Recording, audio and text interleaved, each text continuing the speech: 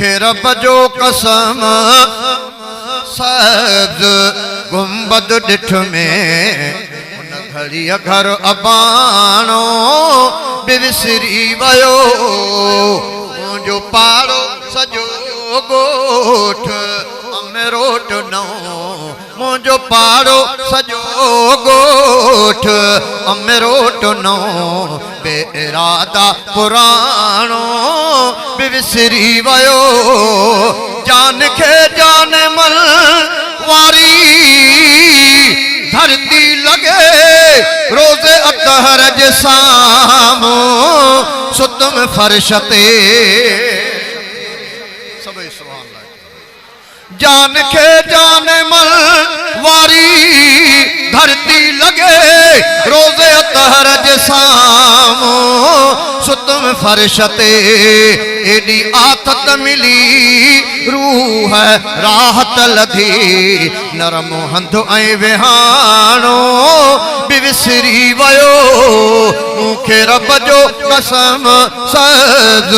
गुंबद ॾिठ में उन घड़ीअ घर अबाणो बि विसरी वियो खाधा पीता उतां जा सफ़ा ताज़ा जंहिंमें वेझी मुंद बि न आहे उहे बि अॻियां रखंदा अची अजीब ॻाल्हियूं उतां जूं खाधा पीता उतां जा मुक़दस सभई सारा मेवा उतां जा मुक़दस सभई सूफ़ नारंगियूं केला उतां जा मिलिया सूफ़ नारंगियूं केला उतां जा मिलिया पोइ हितां जो हिंदाणो बि विसरी वियो सूफ़ नारंगियूं केला उतां जा मिलिया पोइ हितां जो हिंदाणो बि विसरी वियो सिंध सुरही सजी सोन आसोनो बद नज़र खां इन्हीअ खे बचाए खुदा हाँ मगर दोस्त जे दर जही पल पुग में पो सखर लाड़काणो बि विसरी वियो हाँ मगर दोस्त जे दर जही पल पुग में पो सखर लाड़काणो बि विसरी वियो हिकिड़ो पल हो जो सभु ख्याल कटजी विया पोइ त अंदाज़ ऐं रंग मटिजी विया पोइ वरी साॻियो सादो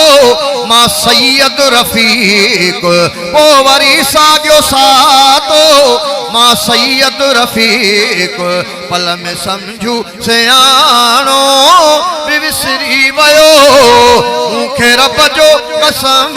सब्ज गुंबद ॾिठ में उन घड़ीअ घर अबाणो बि विसरी वियो मुंहिंजो पाड़ो सॼो ॻोठ अमरोट नओ मुंहिंजो पाड़ो सॼो ॻोठ अमरोट नओ बेइरादा पुराणो बि विसरी वियो मूंखे रब जो कसम सब्ज गुंबद ॾिठ में उन घड़ीअ घर अबाणो बि विसरी वियो इन जो शान मां गाया गाए रब खे थो मारी जाया माथो नओ कर तिने जो सॾाया माथो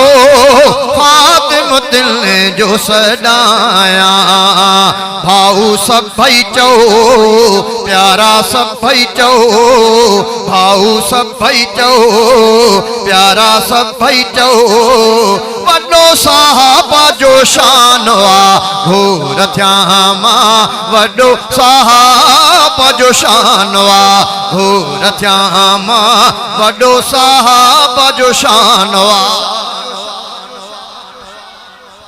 अबू बकर फारूक उमर जा सुहिणे उस्मान दर्जा अबू बकर फारूक उमर जा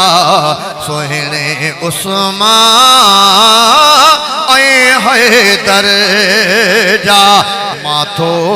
रखे थो भाया गाए रब के थो मारी जाया माथो नो कर दिल ने जो सदाया माथो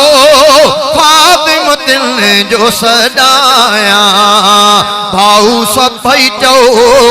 प्यारा सब भाई चो वडो साहबा जो शानवा हो रथ्यामा वडो साहबा जो शानवा याद साहबा आहिन मन में तिन जी मुखे काघ अतन में करे मोहब्बत दिल के तो ठारिया गाए रब के तो मारी जाया माथो नो कर दिल ने जो सदाया माथो फातिम दिल ने जो सदाया